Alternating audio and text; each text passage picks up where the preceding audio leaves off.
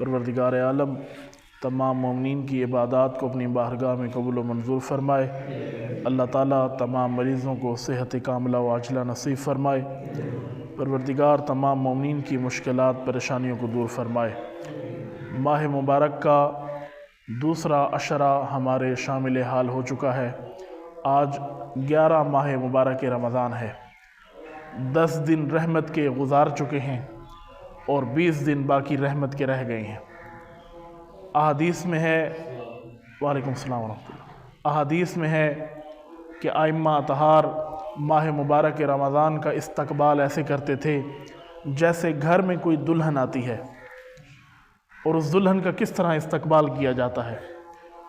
اور روایات میں ہے کہ جب ماہ مبارک رمضان کا اختتام ہوتا تو ائمہ ماہ مبارک رمضان کو اس طرح سے وداع کرتے جیسے گھر سے جنازہ جاتا ہے۔ بہت زیادہ عظمت ہے اس ماہ مبارک کی۔ یہ مہینہ اللہ کی رحمت کا مہینہ ہے۔ یہ مہینہ اللہ کی طرف سے مومن کے لیے مغفرت کا مہینہ ہے، توبہ کا مہینہ ہے، برکتوں کا مہینہ ہے، عظیم مہینہ ہے۔ اور اس مہینے کی خاصیت یہ ہے کہ عام دنوں میں کی جانے والی عبادت کا ثواب اس مہینے میں دگنا ہو جاتا ہے، اور مبالغہ نہیں ہے کہ یہ ثواب 70 گنا زیادہ بڑھ جائے۔ آپ ماہ مبارک رمضان میں ایک قرآن مجید کی آیت کی تلاوت کریں تو اللہ آپ کو 70 نیکیاں عطا فرماتا ہے۔ بہت زیادہ اجر ہے قرآن مجید کی تلاوت کا۔ اپنی روٹین کا حصہ بنائیں، خصوصاً ماہ مبارک رمضان میں جتنا قرآن پڑھیں اتنا اچھا ہے۔ اور قرآن پڑھتے ہوئے اس چیز کا خیال رکھیں کہ قرآن صرف عربی نہ پڑھیں، اس کا ساتھ ترجمہ بھی پڑھیں، اس کو سمجھیں کہ قرآن آپ کو کیا کہہ رہا ہے۔ عربی ہم پڑھتے جائیں، اس کا ثواب تو حاصل ہوتا ہے، لیکن انسان کو سمجھ نہیں آ رہا ہوتا کہ یہ کیا کہہ رہا ہے قرآن ہمیں۔ ہدایت انسان اس وقت پاتا ہے جب قرآن کو عربی میں بھی پڑھے اور اس کا مطلب بھی سمجھے کہ اللہ ہم سے کیا فرما رہا ہے۔ قرآن اللہ کا کلام ہے اور ہم انسانوں کے لیے ہے، ہم انسانوں کی بہتری کے لیے ہے، انسان کی ہدایت اور رہنمائی کے لیے ہے۔ اس دنیا کی بھی رہنمائی ہے، آخرت کی بھی رہنمائی ہے، دنیا کی بھی بھلائی ہے، آخرت کی بھی بھلائی ہے۔ قرآن سے اپنا ناطہ جوڑیں، قرآن سے اپنا رشتہ جوڑیں۔ اور روایات میں ہے، احادیث میں ائمہ فرماتے ہیں کہ جو شخص قرآن سے متمسک نہیں ہے وہ ہمارا شیعہ نہیں ہو سکتا، وہ اہل بیت کا شیعہ نہیں ہے جو قرآن کو اپنا منشور نہیں بناتا۔ یہ حقیقت ہے بات۔ آج ماہ مبارک رمضان کی 11 ہے اور کل 10 ماہ مبارک رمضان تھی۔ وفات حضرت خدیجۃ الکبریٰ سلام اللہ علیہا، صلوات پڑھیں محمد و آل محمد کی ذات پر، اللہم صلی علی محمد و آل محمد۔ حضرت خدیجہ کی وفات کا دن کل گزرا ہے اور بہت ہی باعظمت اور مقام و منزلت رکھنے والی خاتون ہیں۔ حضرت خدیجہ وہ باعظمت خاتون ہیں جن کے بارے میں رسول اللہ اپنی زندگی کے آخر تک حضرت خدیجہ کو یاد کرتے رہے اور ہمیشہ حضرت خدیجہ کو یاد کرتے رہے۔ ایک حدیث میں ابھی آپ کی خدمت میں یہ عرض کروں گا کہ ایک حدیث میں رسول اللہ خود فرماتے ہیں کہ میری تمام بیویوں میں جو مقام خدیجہ کا ہے وہ اور کسی بیوی کا نہیں ہے۔ اس کا ثبوت یہ ہے کہ جب تک حضرت خدیجۃ الکبریٰ حیات رہیں رسول اللہ نے دوسری شادی نہیں کی، اور بہت باعظمت خاتون ہے۔ آپ دیکھیں جب رسول اللہ پر وحی کا نزول ہوا تو مکہ میں سب دشمن تھے، ابو جہل دشمن، ابو لہب دشمن، مشرکین مکہ سب دشمن، کفار مکہ سب دشمن، سب جان کے پیچھے لگے ہیں کہ یا تو اے محمد یہ اللہ کا دین چھوڑ دو یا ہم تمہاری جان لے لیں گے۔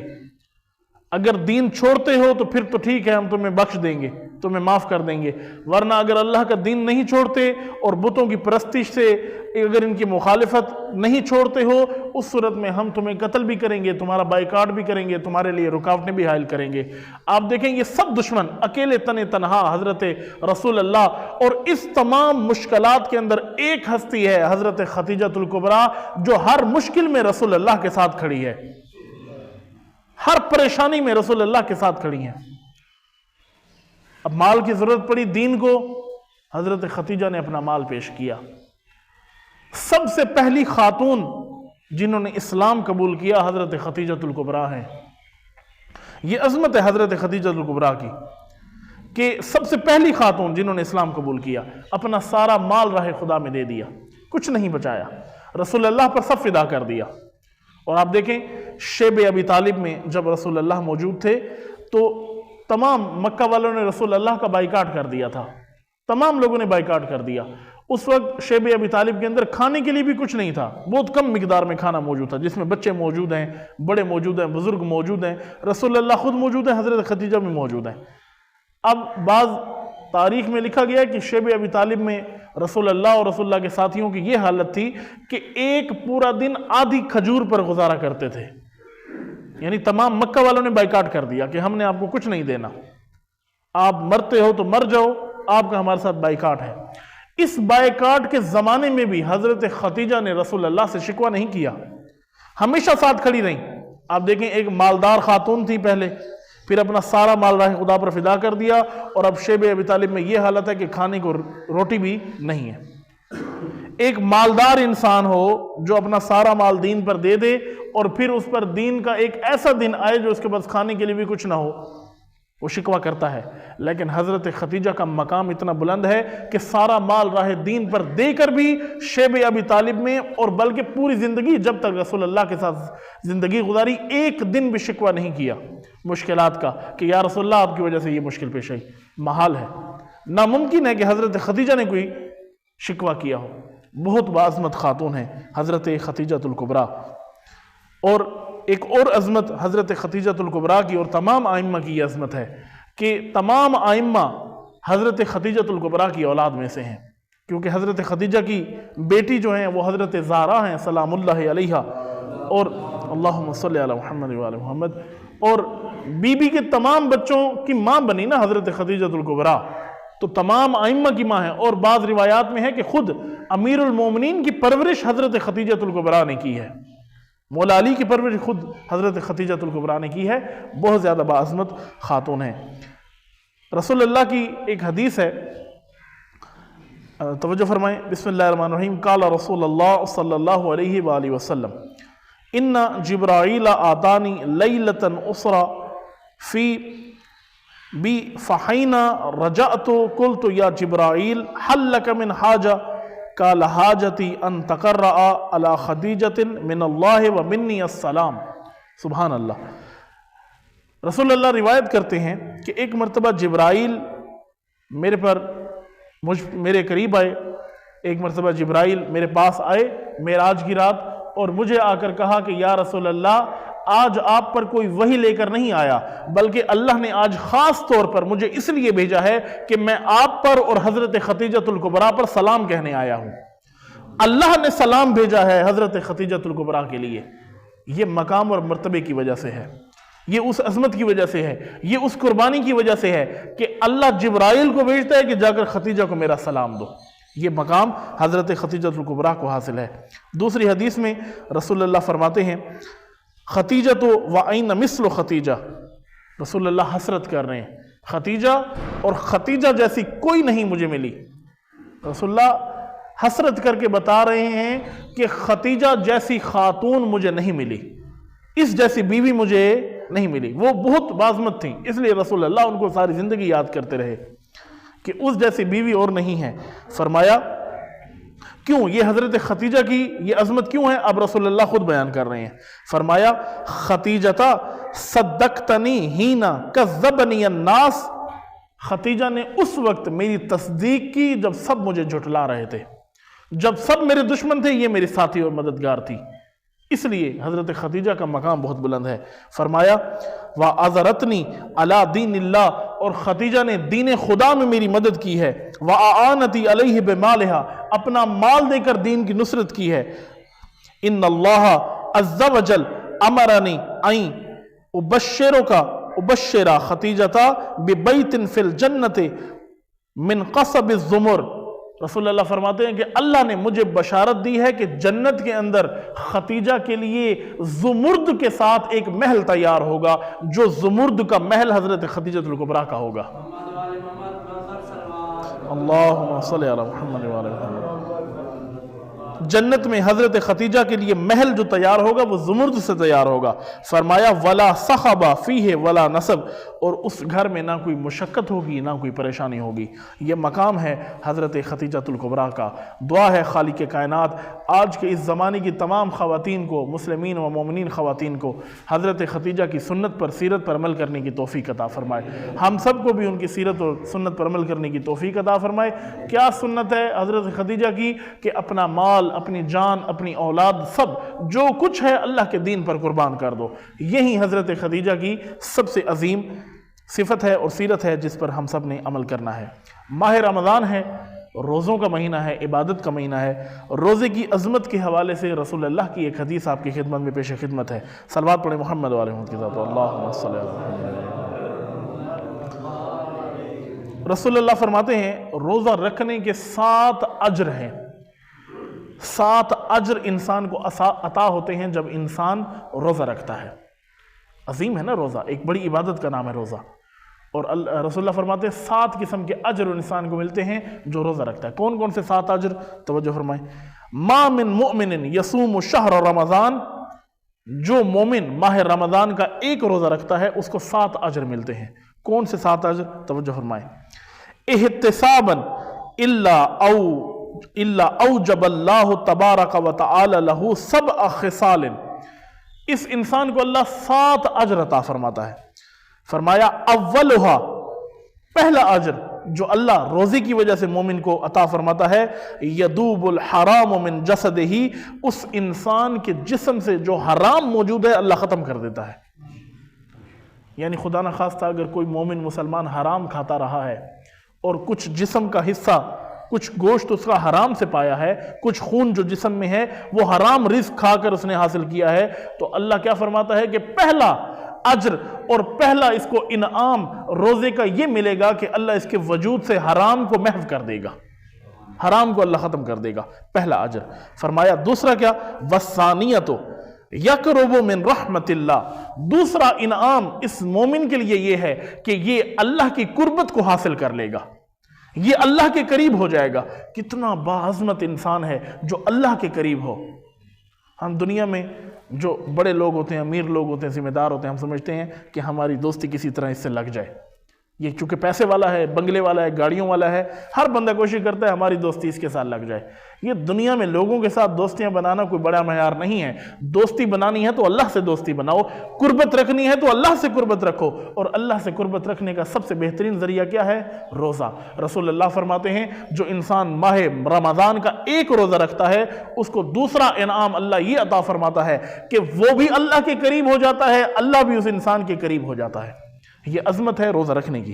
تیسرا حضور فرماتے ہیں وَالثَّالِثَةُ قَدْ كَفَّرَ خَطِيئَةَ أَبِيهِ آدَمَ، رسول اللہ فرماتے ہیں تیسرا اجر اس کو یہ ملے گا کہ اس کے باپ آدم سے جو ترک اولا ہوا تھا وہ اللہ معاف کر دے گا۔ حضرت آدم سے جنت میں جو ترک اولا ہوا تھا کہ اللہ نے کہا کہ فلاں پھل آپ نے نہیں کھانا، لیکن حضرت آدم نے وہ کھا لیا تو حضرت آدم کو جنت سے نکال دیا گیا۔ یہ ترک اولا تھا، یہ گناہ نہیں ہے، معصوم گناہ نہیں کرتا، یہ ہوتا ہے ترک اولا۔ اس کے پیچھے مفسرین نے اس کی پوری ایک تعویل پیش کی ہے۔ اللہ فرماتے ہیں اللہ اس روزے کی وجہ سے اس کے باپ آدم کا وہ گناہ بھی معاف کر دے گا، وہ ترک اولا بھی اللہ معاف کر دے گا۔ فرمایا چوتھا اجر جو اس مومن کو ملے گا وَالرَّابِعَةُ يَحُونُ اللَّهُ عَلَيْهِ سَكَرَاتِ الْمَوْتِ، عظیم چیز بیان فرمائی۔ فرمایا چوتھا اجر اس مومن کو جو روزہ رکھتا ہے رمضان میں، اس کی جب روح قبض ہوگی اس کو بہت آسانی ہوگی، دشواری میں اس کی روح قبض نہیں ہوگی۔ ایک حدیث ہے معصوم سے کسی نے پوچھا کہ مولا فرمائیں کہ یہ روح ہماری کیسے نکلے گی، ہمیں موت کیسے آئے گی، مشکل موت آئے گی یا آسانی والی موت آئے گی؟ توجہ فرمائیں سب، مشکل موت آئے گی یا آسانی والی موت آئے گی؟ کیونکہ روایات میں ہے کہ موت جب آئے گی تو انسان کی روح ایسے قبض ہوگی جیسے کوئی ریشم کا کپڑا آپ کانٹوں پر پھینکیں اور پھر اس کو کھینچیں، اس کے کیا حشر ہوگا؟ سارا پھٹ جائے گا، جگہ جگہ سے پھٹ جائے گا۔ روایات میں ہے بعض اوقات بعض لوگوں کے لیے موت اتنی سخت ہوگی، ان کی روح آسانی سے قبض نہیں ہوگی، بہت ان کو تکلیف ہوگی۔ اور بعض لوگوں کی موت ان کو کیسے ہوگی؟ روایات میں ہے، احادیث میں ہے کہ آئمہ نے فرمایا کہ بعض لوگوں بعض مومنین کے لیے موت ایسی ہوگی جیسے وہ بدبودار جگہ سے نکل کر خوشبودار گلستان میں آ جائیں۔ کتنا بہترین انسان کو محسوس ہوتا ہے جب انسان کسی بدبودار جگہ سے نکل کر کسی خوبصورت اور خوشبودار گلستان میں آ جائے، باغ میں آ جائے، تو یہ خوشگواری کا احساس ہوتا ہے۔ تو مومن کی جب موت آتی ہے تو اس کی روح بھی بڑے آسانی سے قبض ہوتی ہے۔ رسول اللہ فرماتے ہیں کہ روزہ دار کا چوتھا اجر یہ ہے، چوتھا اس کے لیے انعام یہ ہے کہ اللہ جب اس کو موت دے گا تو اس کی روح بہت آسانی سے اللہ قبض کرے گا۔ یعنی روزے کی یہ عظمت ہے نا، روزہ رکھنے سے چوتھا اجر، چوتھا انعام جو اللہ نے عطا فرمایا کہ آپ کو موت بہت آسانی سے آئے گی، آپ کی روح بہت آسانی سے قبض ہوگی۔ پانچویں چیز توجہ فرمائیں، والخامسۃ امان من الجوع، امان من الجوع والعطش یوم القیامہ۔ رسول اللہ فرماتے ہیں پانچواں انعام اس انسان کو یہ حاصل ہوگا کہ روز قیامت جب سب بھوکے اور پیاسے ہوں گے، اس کو نہ بھوک کا احساس ہوگا نہ پیاس کا احساس ہوگا۔ کیوں؟ جو اس نے ماہ رمضان کا روزہ اللہ کی قربت کے لیے رکھا ہے، اللہ کی رضا کے لیے رکھا ہے۔ جب قیامت کے دن سب بھوکے ہوں گے یہ بھوکا نہیں ہوگا، جب سب پیاسے ہوں گے یہ پیاسا نہیں ہوگا، اس کے اپنے اس روزے کی برکت کی وجہ سے۔ فرمایا والسادسۃ، چھٹا انعام کیا فرمایا؟ یطعم اللہ عز وجل من الطیبات، طیبات الجنہ، حضور فرماتے ہیں بہشت کی لذیذ غذائیں اللہ اس کو عطا فرمائے گا۔ یعنی اس کا چھٹا انعام یہ ہے کہ اللہ اس کو جنت کی لذیذ ترین نعمتیں عطا فرمائے گا۔ بہت بڑا، یہ حدیث میں نہیں بیان کر رہا، یہ حدیث کسی ذاکر اور خطیب نے نہیں لکھی، یہ حدیث رسول اللہ بیان کر رہے ہیں کہ ایک روزہ دار جب روزہ رکھتا ہے ماہ رمضان میں اللہ کی رضا کے لیے، اس کو اللہ یہ اجر و انعام عطا فرماتا ہے، اس کی روح آسانی سے قبض ہوگی، اللہ اس کو جنت عطا فرمائے گا۔ جب وہ انسان اس دنیا میں موجود ہے اللہ اس کے جسم سے حرام کو محو کر دے گا، اللہ اس انسان کو اپنی رحمت سے قریب کر لے گا، اللہ اس انسان کے خود قریب ہو جائے گا۔ یہ کس کے لیے اجر ہے؟ یہ روزہ دار کے لیے اجر ہے۔ فرمایا والسابعۃ، ساتواں اجر، آخری اجر اس روزہ دار کے لیے، یطیع اللہ عز وجل براءۃ من النار، اللہ اس پر دوزخ کے جہنم کو حرام کر دے گا جو انسان ماہ مبارک رمضان کا روزہ رکھے گا۔ یہ بہت ہی باعظمت ہے۔ ایک روایت امام جعفر صادق علیہ السلام، اللہم صلی علی محمد، یہ روایت ان لوگوں کے لیے ہے جو جان بوجھ کر ماہ مبارک رمضان کے روزے نہیں رکھتے، جان بوجھ کر روزے نہیں رکھتے، ان کے لیے روایت ہے، ان کی تنبیہ کے لیے، ان کی مذمت کے لیے۔ امام صادق فرماتے ہیں من افطر یوما من شہر رمضان خرج روح الایمان منہ، جو انسان ماہ مبارک رمضان کا ایک روزہ جان بوجھ کر چھوڑ دے، اللہ اس کے وجود سے ایمان کو ختم کر دیتا ہے۔ یہ انسان مومن نہیں ہے اب، جس نے جان بوجھ کر ایک روزہ چھوڑا۔ بہت باعظمت ہے، روزہ بہت باعظمت ہے، اور روزے کو چھوڑنا بہت گناہ ہے۔ ایک روزہ اگر آپ نے جان بوجھ کر چھوڑا ہے، اس کے بدلے میں آپ کو 60 روزے رکھنے پڑیں گے، یا 60 مسکینوں کو کھانا کھلانا پڑے گا، یا 3 دن معذرت، یا آپ کو ایک غلام آزاد کرنا پڑے گا۔ یعنی آج کے زمانے میں ظاہر غلام والا وہ سسٹم نہیں ہے، یا تو ایک روزے کے بدلے میں 60 روزے رکھے یا 60 مسکینوں کو کھانا کھلائے۔ آج کوئی اتنا دھنی اور امیر ہے جو 60 مسکینوں کو پیٹ بھر کے کھانا کھلا سکے؟ 10-15 ہزار آپ کو چاہیے پھر ایک دیگ بنوانے کے لیے، تب جا کے 60 بندوں کا پیٹ بھرتا ہے، ورنہ اتنا آسان نہیں ہے۔ اور ایک روزہ جان بوجھ کے چھوڑنے سے 60 روزے رکھنے ہیں آپ کو، پھر جا کے اس کا کفارہ ادا ہوگا۔ اس لیے روزہ بہت باعظمت ہے۔ مریض کے لیے روزہ معاف ہے۔ کون مریض؟ سب سے پہلے تو انسان اپنے آپ سے پوچھے، اپنے ضمیر سے پوچھے کہ میں روزے رکھ سکتا ہوں یا نہیں رکھ سکتا۔ اگر رکھ سکتا ہے تو روزے رکھے، اگر اس کو معلوم ہے کہ میں روزے نہیں رکھ سکتا پھر اس پر معاف ہے، یا ڈاکٹر اس کو لکھ کر دے کہ اگر آپ روزے رکھو گے تو آپ یا تو آپ کی بیماری میں اضافہ ہو جائے گا یا تو آپ مر سکتے ہو خدا نخواستہ، اس صورت میں روزے اس پر معاف ہے، نہ رکھے۔ لیکن جو مریض مستقلاً مریض ہے، توجہ فرمائیں، یہ فقہی حکم بتا رہا ہوں آپ کو، جو مریض ایسا ہے جو مستقلاً سارا سال بیمار ہوتا ہے، وہ روزوں کو کیا کرے؟ وہ روزے تو نہیں رکھ سکتا، وہ ایک روزے کے بدلے میں 3 پاؤ گندم دے گا۔ یعنی 30 روزے ہوں گے تو تقریباً کتنے پاؤ جا بنی؟ 90 پاؤ۔ 90 پاؤ گندم کو اب کلو میں تقسیم کریں، تقریباً میرے خیال سے 26 یا 27 کلو جا بنتی ہے گندم، تو یہ اس نے ادا کرنی ہے۔ یعنی ایک روزے کے بدلے میں 3 پاؤ گندم دے گا۔ اگر آپ کے گھر میں آپ کی والدہ یا والد کوئی ایسے ہیں، بزرگ ہیں، دادا ہے، دادی ہے، جو روزے نہیں رکھ سکتے، بیمار ہیں اور بزرگی کی اس سٹیج پر پہنچ سکتے ہیں کہ روزہ آپ نہیں رکھ سکتے، انہوں نے اپنا کیا دینا ہے؟ یہ انہوں نے کفارہ ادا کرنا ہے کہ ایک روزے کے بدلے میں 3 پاؤ گندم انہوں نے دینی ہے اور 30 روزوں کا حساب کر کے انہوں نے ادا کرنے ہیں۔ درود پڑھیں محمد و آل محمد کی ذات۔ اللہم صلی اللہ۔ آخر میں مسافر کے روزے کے کیا احکام ہیں؟ اگر اجازت ہے، زیادہ ٹائم نہیں ہوگا تو میں یہ احکام بیان کر دوں۔ توجہ ہے نا آپ سب کی؟ مسافر کا روزے کا کیا حکم ہے؟ سب سے پہلا مسئلہ یہ ہے مسافر کے لیے کہ اگر کوئی شخص نے پہلے تو اول تو ماہ مبارک رمضان میں روزوں کے مہینے میں غیر ضروری سفر نہ کرے، اجتناب کرے غیر ضروری سفر کے۔ لیکن اگر مجبوری ہے سفر کرنا اس کا ضروری ہے تو اس نے صبح روزہ رکھنا ہے۔ صبح اس نے روزہ رکھنا، یہ نہیں کہ سحری ہی نہیں کرنی، اس نے سحری کرے گا، روزے کی نیت کرے گا، روزہ بھی رکھے گا، لیکن جب اپنی علاقے کی حدود سے نکلے گا آٹومیٹکلی اس کا روزہ ختم ہو گیا، اس کو افطار کرنے کی بھی ضرورت نہیں ہے۔ کھا پی سکتا ہے لیکن اپنے علاقے سے نکلنے کے بعد روزہ انسان کا وہاں قصر ہوتا ہے جہاں انسان کی نماز قصر ہوتی ہے، یعنی آنے جانے کا سفر کم از کم 45 کلومیٹر بنتا ہو، تب جا کر اس کی نماز قصر ہوتی ہے اور وہاں جا کر اس کا روزہ بھی قصر ہوتا ہے۔ ایک اور شرط روزے کے قصر ہونے کے لیے وہ یہ ہے کہ اگر یہ زوال سے پہلے نکلا ہے، اگر زوال سے پہلے نکلا ہے اور اس کو پتہ ہے کہ میں نے واپس بھی زوال کے بعد آنا ہے، اس صورت میں جیسے ہی اپنے علاقے کی حدود سے باہر جائے گا اس کا روزہ ختم ہو جائے گا، پھر یہ روزہ کھول سکتا ہے۔ ویسے روزے کے احترام میں کچھ نہ کھائے کچھ نہ پیے تو اچھی بات ہے، لیکن اب یہ روزہ کھا پی سکتا ہے کیونکہ اپنے علاقے کی حدود سے چلا گیا، روزہ اس کا قصر ہو گیا، بعد میں اس روزے کی قضا کرے گا۔ لیکن اگر اپنا روزہ بچانا چاہتا ہے پھر کیا کرے؟ زوال کے بعد سفر شروع کرے۔ توجہ ہے یہ نہیں ہے؟ زوال جب ہو جائے اس کے بعد سفر شروع کیا، اب اس کا روزہ قصر نہیں ہوا، اب اس نے روزہ اپنا پورا کرنا ہے۔ توجہ ہے یہ نہیں ہے؟ امید ہے یہ مسئلہ سب کو سمجھ آ گیا ہوگا۔ اسی طرح مریض اور مسافر اگر روزہ نہیں رکھ رہے تو ان کا روزہ قضا ہے، بعد میں رمضان المبارک کے بعد ان روزوں کی قضا کرے گا۔ قضا یعنی ایک روزے کے بدلے میں ایک روزہ رکھے گا۔ ایک اور مسئلہ روزے کی حالت میں ایک مومن نے پوچھا تھا، وہ بیان کر دوں۔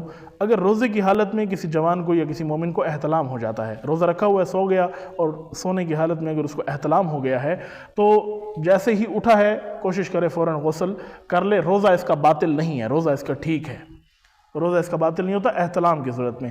روزے کی حالت میں بیوی سے ہم بستری کرنا حرام ہے اور روزہ بھی اس کا باطل ہے، قضا بھی کرے گا اور کفارہ بھی ادا کرے گا۔ اور اگر خدا نخواستہ کوئی استمنا جیسی بیماری میں مبتلا ہے، اسافت میں مبتلا ہے، اس کا بھی روزہ باطل ہے۔ استمنا اگر اس نے کیا ہے روزہ باطل ہے، کفارہ بھی ادا کرے گا، قضا بھی کرے گا، اور جرم بھی ہے، یہ سزا ہے۔ دین کے اندر یہ آج کل جو فساد اور فحشاء کا زمانہ ہے، والدین کو پتہ ہی نہیں ہوتا ہمارے بچے کن آفات میں مبتلا ہو گئے ہیں۔ توجہ کریں، یہ باتیں بعض ایک مومن آئے میرے پاس، وہ کہنے لگے یہ بات آپ سٹیج پہ نہ کیا کریں۔ کیوں نہ کیا کریں؟ جب دین نے شرم نہیں کی یہ باتیں بتاتے ہوئے تو آپ کیوں نہیں بتاتے ہو لوگوں کو؟ لوگوں کو اگر آگاہی نہیں ہوگی لوگ اپنے بچوں کی کیسے تربیت کریں گے؟ اس فساد اور فحشاء کے زمانے میں اپنے بچوں پر نظر رکھیں۔ آپ کا بچہ کس کے ساتھ اٹھتا بیٹھتا ہے؟ کس کے ساتھ اس کی صحبت ہے؟ کس کے ساتھ یہ بیٹھتا ہے؟ کون اس کی محفل کے، اس کے سنگت کے، کون اس کے دوست ہیں؟ وہ کیا کام کرتے ہیں؟ سب والدین کو پتہ ہونا چاہیے۔ والدین کو پتہ ہی نہیں ہوتا میرا بچہ کہاں جا رہا ہے۔ یہ زمانہ فساد اور فحشاء سے بھرا ہوا زمانہ ہے، اپنے بچوں پر نظر رکھیں، اس کی حرکتوں پر نظر رکھیں۔ آپ نے بچے کو فساد اور فحشاء سے بھرا ہوا موبائل اس کے ہاتھ میں دے دیا ہے لیکن اس پر نظر نہیں رکھ رہے آپ، اس کا مطلب ہے کہ اس کو آپ نے آزاد چھوڑ دیا ہے، جو کچھ کرتا رہے۔ والدین ذرا اپنے بچوں کی موبائل چیک کریں، اگر اس نے پاسورڈ لگایا ہوا ہے گھر کے اندر موبائل رکھے، اس کا مطلب ہے اندر کچھ چھپایا ہوا ہے اس نے، ورنہ آپ کو پاسورڈ کھولیں اس کا اور چیک کریں اس کا موبائل۔ کتنے ایسے لوگ ہیں اگر ان کے موبائل چیک کیے جائیں تو شرمندہ ہو جائیں گے کہ کیا کیا انہوں نے موبائلوں کے اندر رکھا ہوا ہے۔ موبائل آج سب سے بڑا پیمانہ ہے مومن کے لیے۔ اپنے آپ کو پرکھے، کوئی دوسرا نہ دیکھے، بغیر اجازت کے دوسرے کے موبائل کو نہیں دیکھنا چاہیے، یہ جائز نہیں ہے۔ اس کا مطلب یہ نہیں ہے کہ آپ بغیر اجازت کسی کا موبائل اٹھا کے اس کی تصویر دیکھنا شروع کر دیں، یہ حرام ہے۔ لیکن ہر بندہ اپنے آپ کو دیکھے کہ اس نے موبائل میں کیا رکھا ہے، یہی اس کے ایمان کا پیمانہ ہے۔ جتنا اس کا موبائل صاف اتنا اس کا ایمان صاف، کیونکہ آج کا زمانہ فساد اور فحشاء کا زمانہ ہے۔ پروردگار عالم نوجوانوں کو اس آفت سے محفوظ رکھے۔ اللہ تعالی ہماری